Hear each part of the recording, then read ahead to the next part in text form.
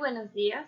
El día de hoy, como equipo, vamos a explicar a detalle en qué consiste el capital contable dentro de la contabilidad intermedia. Este equipo está conformado por su servidora Perla Risset Rosas Cortés y mi compañero Yair Isaí Morelos Cervantes. A continuación, escucharemos su participación. Concepto de capital contable. Se conoce como capital a la diferencia entre activo y pasivo. También se conoce como activos netos o patrimonio neto. Sin embargo, en la práctica, el término capital contable se usa precisamente en esta sección del estado de situación financiera para distinguirlo de la partida de capital social, que representa la aportación efectuada por los accionistas de la empresa. La sección del capital contable del estado de situación financiera representa el patrimonio de los accionistas, integrado por sus aportaciones más las utilidades generadas por el negocio y que no se hayan repartido en forma de dividendos, por donación o aportaciones de capital realizados por arriba del valor nominal de las acciones. La principal clasificación de la capital contable incluye las partidas capital contribuido y capital ganado. A su vez, el primero de dichos capitales se divide en capital social, aportaciones para futuros aumentos de capital, premio en venta de acciones y también donaciones. Mientras que por su parte el capital ganado se divide en utilidades retenidas, incluidas las aplicadas a reservas de capital y también la de pérdidas acumuladas. Ahora veremos la clasificación del capital. Como primeros dos veremos lo que sería la capital social y la capital autorizada. Ahora, ¿qué es la capital social? El capital social está representado por acciones o partes sociales emitidas a favor de los accionistas socios como evidencia de su participación en la entidad. En atención a sus derechos y limitaciones, las acciones pueden ser ordinarias o preferentes. Ahora, en capital autorizado, representa el total del capital que, como máximo, puede tener la sociedad sin modificar su escritura constitutiva. Este capital puede o no estar totalmente suscrito, pero cuando menos debe estar colocado el mínimo que marca la ley en cada tipo de sociedades o el cual indique la escritura. Ahora veremos qué es el capital suscrito y las donaciones. Como primero, ¿qué es el capital suscrito? Ahora, el capital suscrito es el que se han comprometido a pagar los socios accionistas en una sociedad de capital variable. Como se pudo mencionar anteriormente, este puede ser variable o fijo. El fijo solo se modifica por acuerdo de los socios accionistas, siempre que esta variación no origine que el capital fijo sea inferior al mínimo que marca la ley, mientras que el capital variable puede aumentar o disminuir en cualquier época, siempre y cuando se cumplan los requisitos que establece el contrato social. Ahora, ¿qué son las donaciones? Las donaciones son las contribuciones en efectivo o en especie que realizan los accionistas. Las donaciones que reciba una entidad deberán formar parte del capital contribuido y se expresarán a su valor de mercado en el momento en que se percibieron más su actualización. Por último, veremos qué son las utilidades retenidas y el capital exhibido. Como primero, ¿qué es el capital exhibido?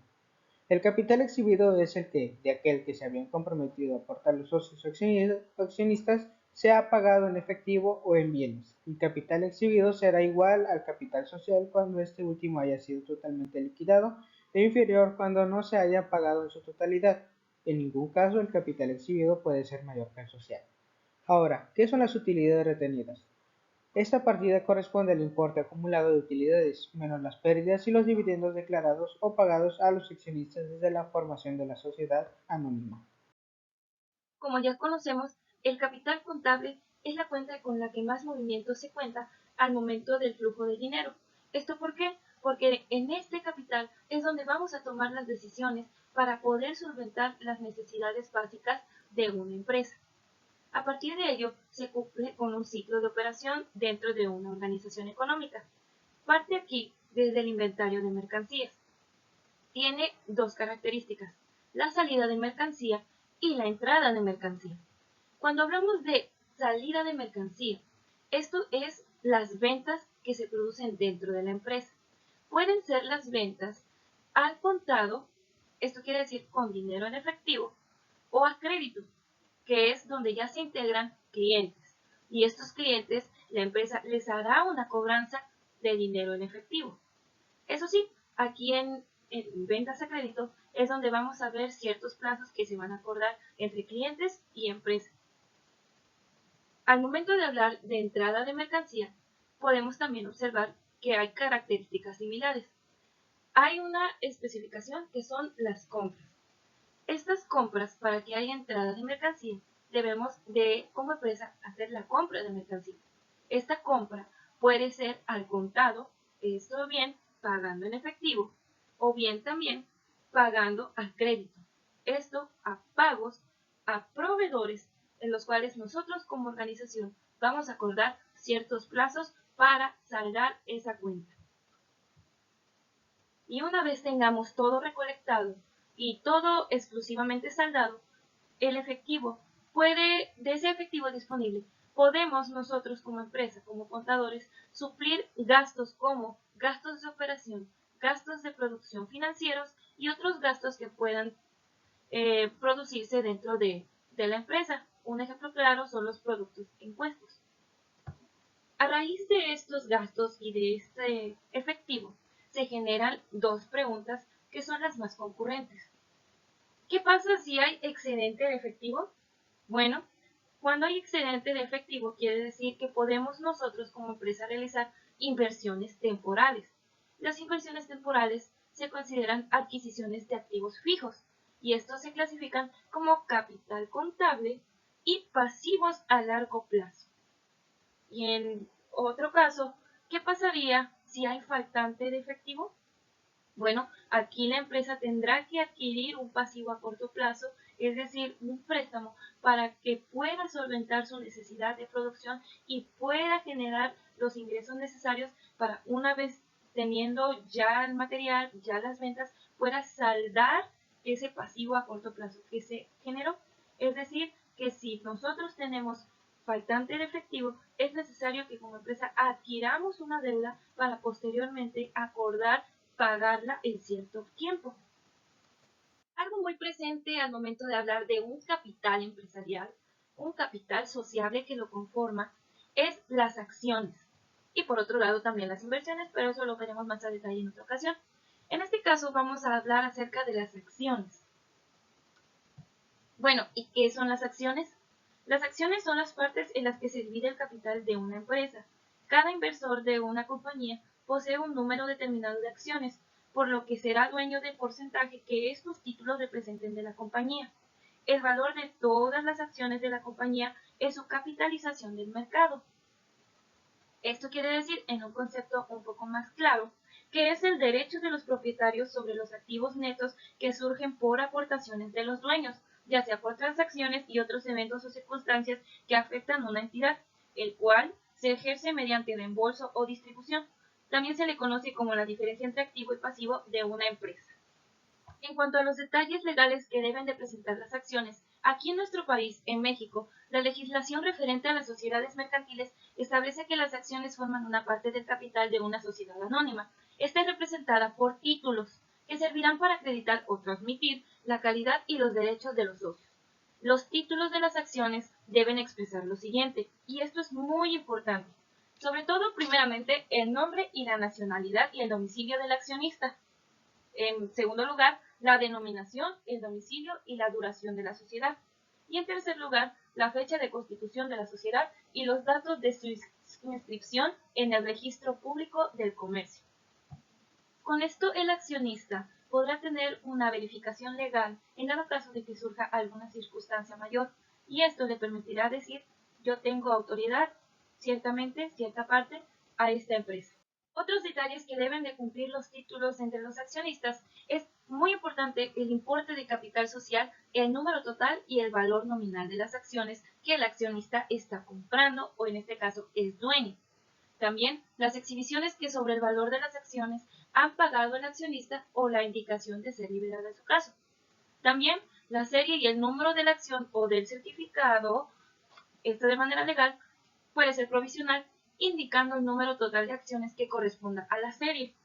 También los derechos que le son concedidos a ese accionista y también las obligaciones impuestas al vendedor de la acción, es decir, quien lo tiene, y en su caso las limitaciones del derecho a voto.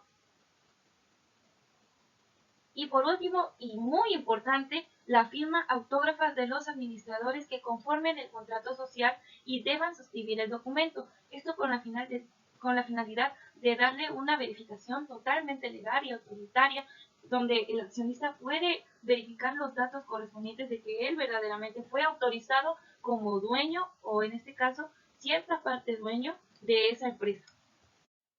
Emisión de acciones.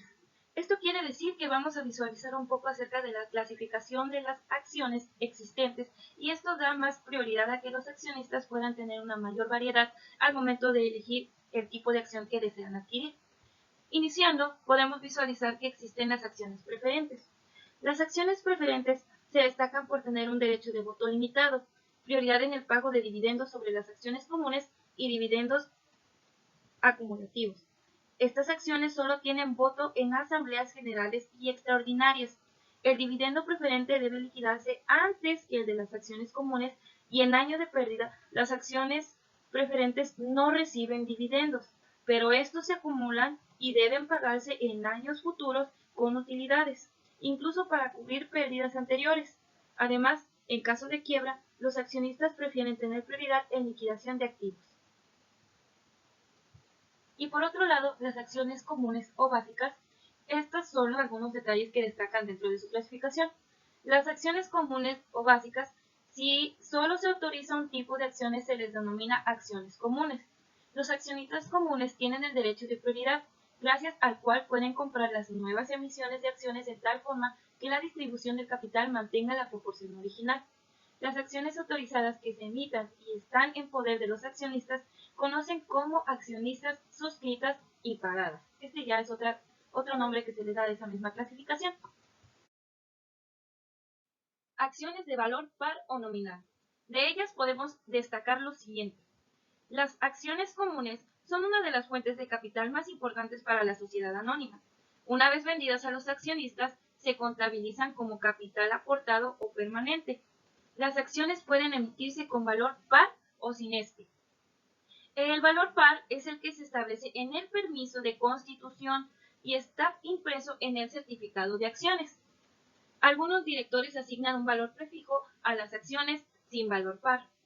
Es un valor arbitrario que se utiliza con propósitos de registro, por eso su nombre.